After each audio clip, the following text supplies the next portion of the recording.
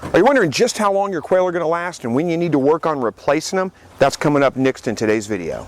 Hey guys, welcome back to another Slightly Rednecked video. Again, my name is Chris. If you're not familiar with this channel, I help you to produce your own meat, eggs, and vegetables from your backyard, your balcony, your deck, your garage, or heck, even a spare room in your house if that's the way you want to do it. Today's video we're going to be talking about when you need to replace your quail. And it really kind of depends on a few things. Primarily, what are you going to be raising your quail for? Now, if you're looking for just eggs out of your quail, you're not looking to incubate them, you're not looking to raise up meat birds or anything like that, then your quail can live for several years and produce eggs. You probably don't need to worry about replacing them about once every 2-3 years, somewhere right around in there, to keep the egg laying going on a regular basis. It's a little bit different though if you're looking to raise meat birds. If you're incubating them, hatching them out, growing them up for meat, your best fertility is going to come within about the first 18 months. And that's primarily when the birds are going to lay the most eggs, be the most productive on their eggs, and you're going to have the best fertility, the best chance of hatching out. After that, fertility starts to drop a little bit. The birds start to lay a little bit more irregularly.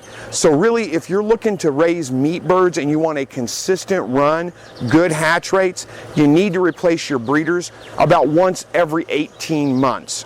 And what I typically do is I just do it about once a year, once every 12 months, typically in the spring. That just seems to work out best for me. And the way I go about doing that is, I'm collecting eggs and incubating on a fairly regular basis to have meat runs.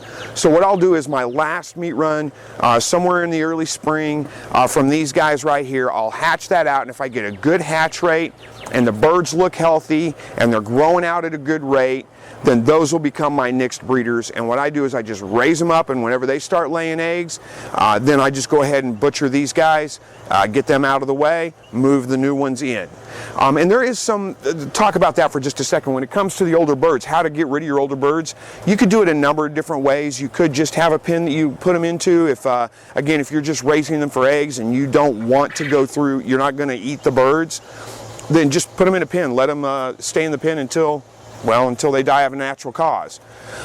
You could look to getting rid of them, giving them to a friend, a family member, posting them on Craigslist, seeing if somebody wants those, something like that. What I typically do is I just eat them for dinner. And while I'm talking about that, these are not, the quail are not like a lot of other animals where as they get older they get tougher. These birds actually, as they get older, they get a little bit more fat on them, but the meat's perfectly fine. You'll get bigger birds. They do continue to grow a little bit more past that 8 weeks where they start to hit sexual maturity. They do continue to grow after that point, just not as fast, not as highly converting on the food, so to speak. So there's no problem with eating the older birds. They don't get tough. They actually get a little bit better with age, in my opinion, because they do get a little bit more fat on them. And they're such a lean bird anyway that a little bit of extra fat's not going to hurt the meat at all. So hopefully that clears a few things up for you guys. Again, very simple process. Just about once a year, go ahead and replace all the breeders, and that keeps you with fertile eggs all year round. You're not going to have to worry about fertility issues. You're going to have just great hatch rates from that, assuming that you've got everything right with your incubator and all that kind of stuff, but that's a whole nother video altogether. So leave me a comment below. Let me know, what do you guys do? Do you switch your birds out every year? Do you have a certain way to go about doing that? And when you do switch your birds out, do you bring new blood in? Sometimes I do. I'll get some new eggs or I'll get some new birds from another source and just bring new blood in. I do that about every 1.5 or 2 years, somewhere right around in there.